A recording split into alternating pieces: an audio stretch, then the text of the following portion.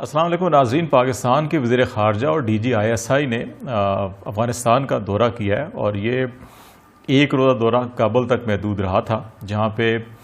پاکستان کے وزیر خارجہ نے اعلیٰ سطح کے وفد کے ہمراہ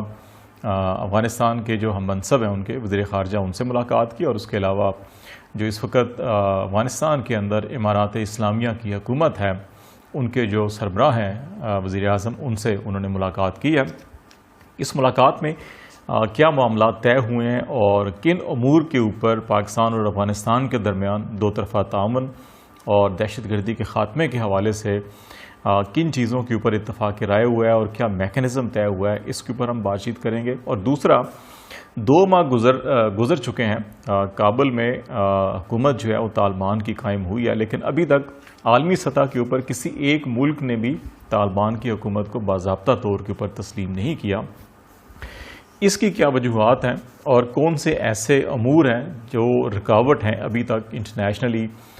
جتنی بھی بڑی طاقتیں ہیں یا دیگر کئی ممالک جو ہیں، تمام دنیا کے کسی ایک ملک نے بھی ابھی تک طالبان کی حکومت کو تسلیم نہیں کیا۔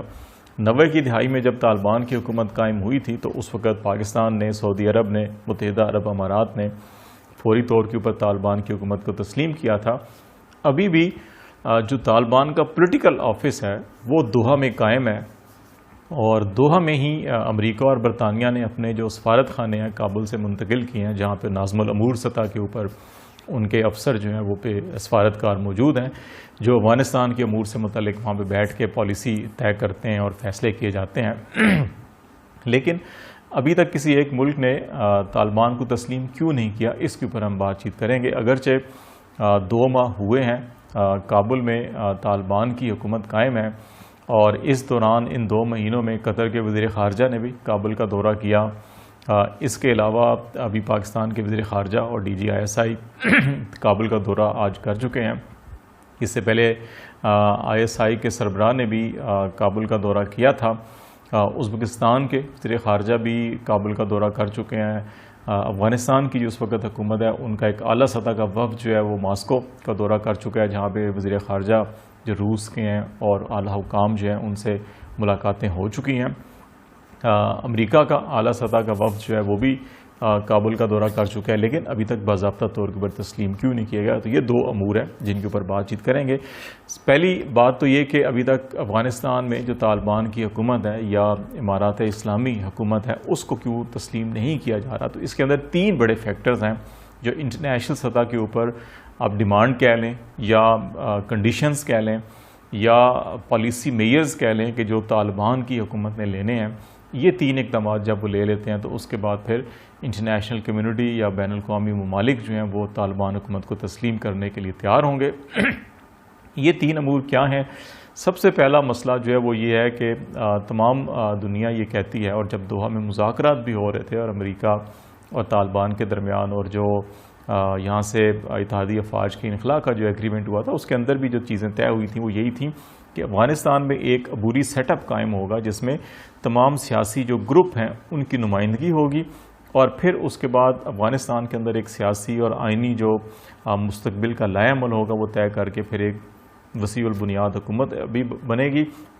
اس کے بعد پھر انتخابات ہوتے ہیں، جو بھی طریقہ کار طے کیا جاتا ہے اس کے تحت پھر ایک حکومت عوامی قائم ہوگی۔ تو وہ ابھی تک افغانستان کے اندر طالبان نے حکومت قائم کی ہے۔ جتنی بھی اہم وزارتیں یا منصب ابھی تک جو عطا کیے گئے ہیں وہ تمام کے تمام وہ لوگ ہیں جو طالبان کی تحریک سے وابستہ رہے ہیں، ان کی جماعت سے وابستہ رہے ہیں یا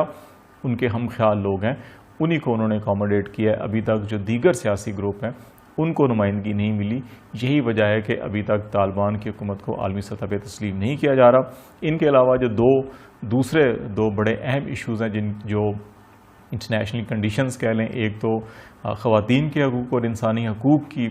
جو صورتحال ہے اس حوالے سے جو طالبان سے یہ توقع کی جا رہی ہے کہ وہ افغانستان میں اس طرح کی پالیسیاں نہیں بنائیں گی جس طرح سے ماضی کی تھی، تو ابھی تک جو دیکھنے میں آیا ہے اس حوالے سے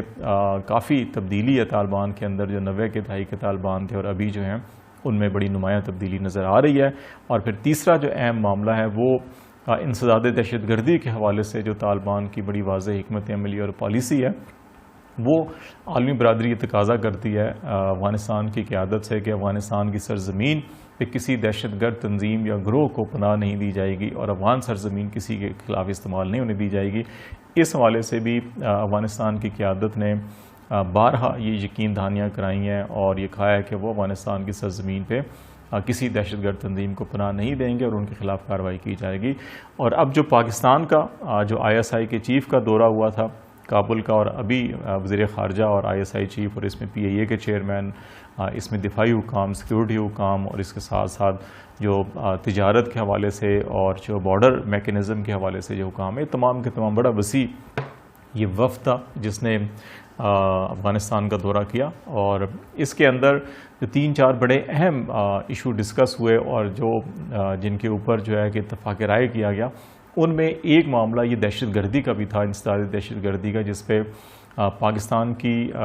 وزیر خارجہ جو ہیں پاکستان کے، انہوں نے بھی، اور جو سیکیورٹی حکام تھے ISI چیف بھی تھے، انہوں نے طالبان حکومت کو یہ پیشکش کی کہ وہ افغانستان کی سرزمین کے اوپر جو دہشت گردوں کو نپٹنے کی حکمت عملی ہے، پاکستان اس میں تعاون کرنے کے لیے تیار ہے۔ پاکستان کی سرزمین پر جس طرح سے دہشت گرد تنظیموں اور گروہوں کو ختم کیا گیا آپریشن کر کے،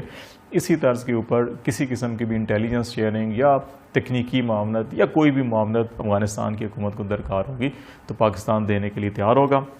تو افغانستان کی طرف سے یہ یقین دہانی کرائی گئی ہے کہ ان کی سرزمین پر جو ہے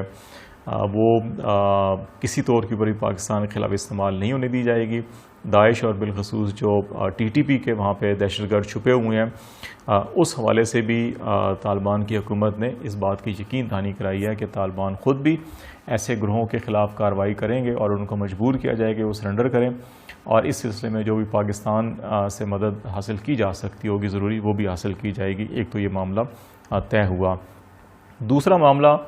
جو ہے کہ دونوں ممالک کے درمیان جو فضائی پروازیں ہیں، پاکستان کی PIA یا افغانستان ایئر لائن جو ہے، ان کی جو پروازیں ہیں اس کے میکنزم کو، اس کو فوراً بحال کرنا، کرایوں کو مناسب حد تک جو ہے کہ وہ کم کرنا، اور اس کے اندر جو انشورنس یا دیگر ایلیمنٹ ہیں اس کے اوپر بات چیت کی جائے گی کہ کس طرح سے ان کو کم کیا جا سکتا ہے۔ لیکن اس پر اتفاق رائے پایا گیا کہ دونوں ممالک کی جو فضائی رابطے ہیں وہ جلد سے جلد جو ہے وہ بحال کیے جائیں گے۔ اسی طرح جو تجارتی روٹس ہیں طورخم کا اور چمن کا، ان کو بھی فوری طور کے اوپر کھولا جائے گا، اور ابھی ابتدائی اطلاعات کے مطابق ان میٹنگز کے فوری بعد طورخم کو جو ہے وہ کھول بھی دیا گیا ہے، تاکہ اس کے اوپر جو ہے کہ جو عوامی سطح کے اوپر جو نقل و حرکت ہے وہ بھی، اور جو تجارتی نقل و حرکت ہے اس میں کوئی رکاوٹ نہیں آنی چاہیے۔ یہ چیزیں بھی اس کے اوپر اتفاق رائے پایا گیا تھا۔ پھر اس کے ساتھ ساتھ جو ہے جو ویزا میکنزم کے اوپر یہ اتفاق رائے پایا گیا کہ جن کے پاس آلریڈی ویزا ویلڈ موجود ہیں، ان کی نقل و حرکت میں کوئی رکاوٹ جو ہے کہ وہ نہیں آئے گی، اور ان کو فوری طور کے اوپر وہ بارڈر کے راستے سے یا جس راستے سے آنا چاہ رہے ہیں وہ آ سکیں گے۔ اور جو میڈیکل گراؤنڈز کے اوپر جن کے پاس ویزا نہیں ہے لیکن میڈیکل گراؤنڈز کے اوپر جو ہے کہ وہ ان نقل و حرکت کرنا چاہتے ہیں، پاکستان آنا چاہتے ہیں، اس کے اوپر بھی فوری طور کے اوپر میکنزم جو ہے دونوں ممالک کے حکام جو ہے مل کر وہ میکنزم بنائیں گے اور اس کو اجازت دی جائے گی۔ اس کے علاوہ جو ہے کہ جو خاص طور کے اوپر جو بات چیت ہوئی ہے وہ اس معاملے کے اوپر بات ہوئی ہے کہ ابھی کیونکہ سردیاں جو ہیں کہ وہ شروع ہو رہی ہیں اس ریجن کے اندر، اور افغانستان میں سردی کی شدت بھی اتنی ہی زیادہ ہوتی ہے جو جس طرح پاکستان میں شمالی علاقہ جات میں یا سینٹرل ایشین اسٹیٹ میں ہوتا ہے، تو اس موسم میں انسانی المیہ جو ہے وہ بہت بڑا جنم لے سکتا ہے، اور اس وجہ سے پاکستان مسلسل انٹرنیشنل کمیونٹی کے اوپر یہ دباؤ ڈال رہا ہے اور بات چیت کرتا ہے کہ انسانی بنیادوں کے اوپر ان کی جو امداد ہے وہ جاری رکھی جانی چاہیے۔ اس وقت کابل میں جو ہے وہ روس، چین، پاکستان، ترکی، ایران اور سینٹرل ایشین اسٹیٹس کے جو سفارت خانے ہیں وہ بڑے ایکٹیولی کام کر رہے ہیں۔ باقی دنیا کے جو بڑے ممالک ہیں انہوں نے اپنے سفارت خانے یا تو منتقل کر دیے ہیں یا بند کیے ہیں، جس طرح امریکہ، برطانیہ، دوحہ منتقل کیا انہوں نے۔ تو ابھی یہ جو ممالک ہیں یہ کوشش کر رہے ہیں کہ انسانی ہمدردی کی بنیاد کے اوپر وہاں پہ جتنی بھی اسسٹنس ہے وہ پرووائڈ کی جا سکے، تاکہ کہیں ایسا نہ ہو کہ دہشت گردی یا انسانی حقوق کی بنیاد کے اوپر ابھی تک طالبان کو تسلیم نہیں کیا جا رہا، اور نہ ہی ان کی جو اسٹیٹ بینک، ان کا جو مرکزی بینک ہے اور انٹرنیشنل جو ان کی فنڈز تھے ان تک طالبان حکومت کو رسائی حاصل ہے، تو پاکستان کو یہ خدشہ ہے کہ کہیں ایسا نہ ہو کہ انسانی حقوق یا انسانی دہشت گردی کی پالیسی یا وسیع البنیاد حکومت، یہ تینوں چیزوں کے اوپر پاکستان بھی مسلسل طالبان کے ساتھ نیگوسیشن کر رہا ہے کہ وہ ان معاملات کے اندر نمایاں پیش رفت کرے. لیکن عالمی سطح کے اوپر یہ بھی ضرور دیکھنا ہوگا یونائٹڈ نیشن کو اور بڑے ممالک کو کہ کہیں ان ڈیمانڈز کی تناظر میں اتنی تاخیر نہ کر دی جائے کہ کہیں سردیوں میں ایک بہت بڑا انسانی المیہ افغانستان میں جنم لے لے اور شاید دہشت گردی سے تو اتنا نقصان نہ ہو، اتنے افراد کی جانیں ضائع نہ ہوں جتنی سردی میں خوراک اور بنیادی طبی سہولیات اور بنیادی جو ضروریات زندگی ہیں وہ میسر نہ ہونے کی وجہ سے بہت زیادہ اموات کا خطرہ ہے. تو عالمی برادری کو، یونائٹڈ نیشن کو، بڑے ممالک کو اور بالخصوص ان ممالک کو جو 20 سال تک وہاں پہ فوجیں لے کر بیٹھے رہے، ان کو ان خطوط کے اوپر ضرور سوچنا ہوگا. ادروائز جو ہے کہ شاید پھر تاریخ میں یہ بڑے سیاہ الفاظ میں لکھا جائے گا کہ بڑے ممالک جو ہیں کہ وہ ڈیمانڈ تو کرتے رہے کہ خواتین کے حقوق یا انسانی حقوق یا